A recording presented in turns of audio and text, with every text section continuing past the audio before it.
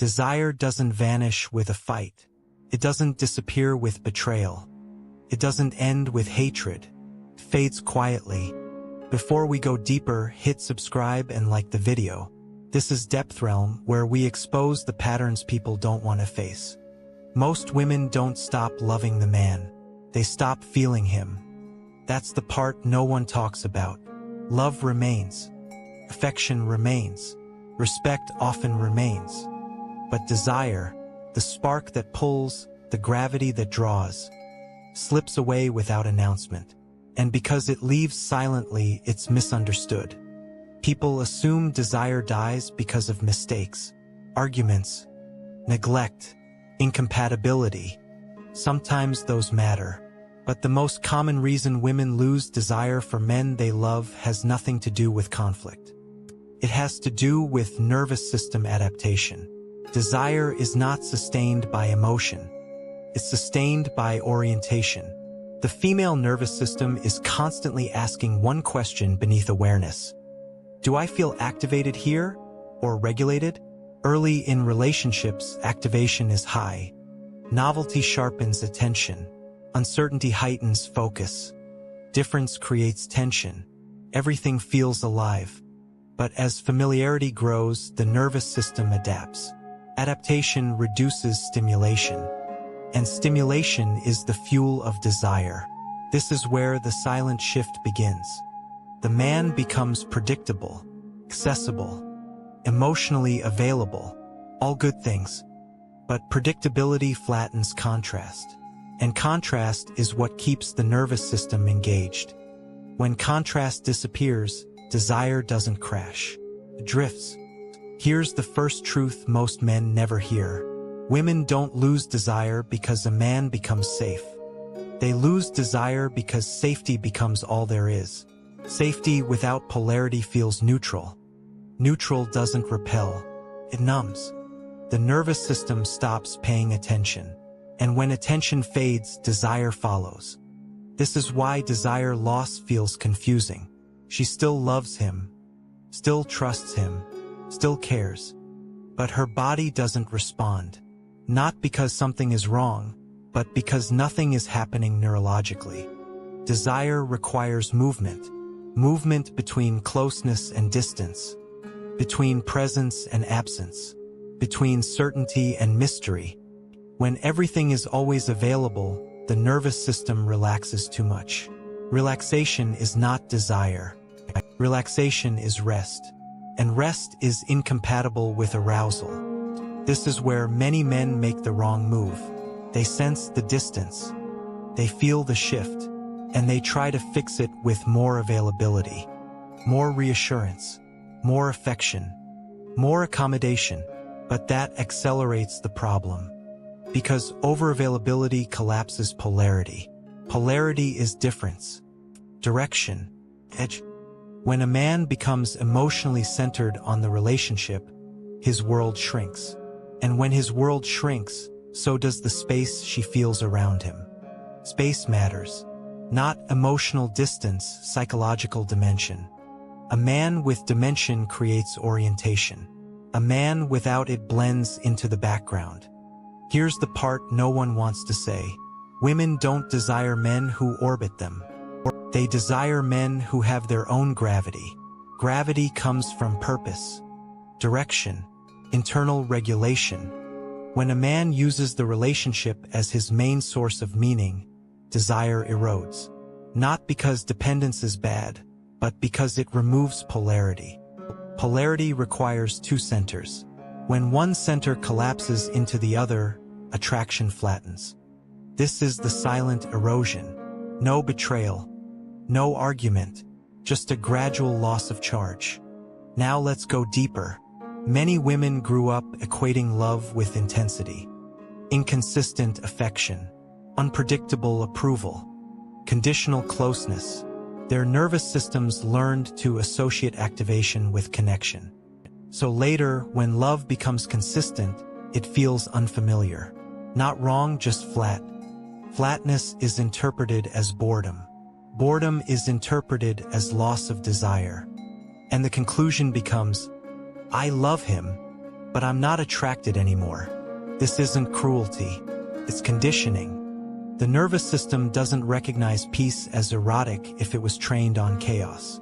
So peace feels empty, and emptiness is intolerable. Here's another layer men miss. Desire requires resistance. Not resistance as rejection, but resistance as presence. A man who doesn't fold under emotional pressure, who doesn't over-explain, who doesn't chase reassurance. Resistance creates shape. Shape creates polarity. Polarity sustains desire. When men remove all resistance to avoid conflict, they also remove tension. And tension is what keeps attraction alive. This is why being nice is not enough. Niceness removes friction. Friction is not conflict. It's texture. Texture stimulates. Without texture, the nervous system checks out. Here's the tragedy. Men think they're being loving by accommodating everything. Women experience it as loss of edge. An edge is not aggression. It's firmness, direction, selfhood. The man who says, "This is who I am," without apology. That presence orients the nervous system. Now let's talk about emotional labor. Many men overfunction emotionally in long-term relationships. They anticipate needs, manage moods, smooth discomfort. This creates short-term harmony. But long-term, it creates dependency. And dependency erodes desire. Because desire thrives on autonomy. Autonomy doesn't mean distance. It means self-sufficiency of identity. When a man becomes an emotional caretaker, he stops being perceived as a sexual equal. Not consciously, neurologically. The nervous system shifts from attraction to regulation. He becomes calming, not arousing. And arousal cannot coexist with caretaking. This is why desire fades without resentment. She doesn't feel angry. She feels disconnected. Because the relationship became a soothing system, not a stimulating one. Now let's address another uncomfortable truth. Desire fades faster when a man stops growing. Growth creates novelty. Novelty feeds the nervous system. When life becomes repetitive, desire weakens. Not because repetition is bad, but because repetition without evolution is static. Static environments dull perception. This is why men who stagnate sexually disappear to the nervous system. They're present but not registering. And because nothing is obviously wrong, the woman feels guilty. She says, "I should want him," but desire doesn't respond to should. It responds to stimulus. This is where shame enters. Women blame themselves for losing desire. Men blame themselves for not being enough. Both miss the system. The system is neurological. The nervous system adapts to predictability. And adaptation reduces desire. Now here's the turning point most couples miss. Desire is not sustained by closeness alone. It's sustained by dynamic distance. Time apart. Independent focus. Separate purpose. These create reorientation. Reorientation restores desire. When partners allow each other space, not withdrawal but autonomy, the nervous system recalibrates. Absence makes presence register again. This is why desire often returns after distance. Not because love increased, but because contrast returned. Now here's the part that scares people. Allowing space feels risky. Feels like loss of control. So couples cling tighter. And clinging kills desire faster than distance ever could. This is why many relationships suffocate attraction. They equate closeness with security. But security without polarity becomes stagnation. Stagnation becomes numbness. Numbness becomes loss of desire. And loss of desire becomes the beginning of the end. Here's another layer. Women often lose desire when men become emotionally predictable. Always agreeable. Always available. Always validating. Validation feels good, but it doesn't stimulate. Stimulation requires challenge. Not conflict, challenge. A man who stands in his truth even when it's inconvenient. That firmness creates respect. Respect supports desire. Without respect, affection remains but attraction fades. This is why women say, "He's perfect, but..." That "but" is neurological. Perfection removes mystery.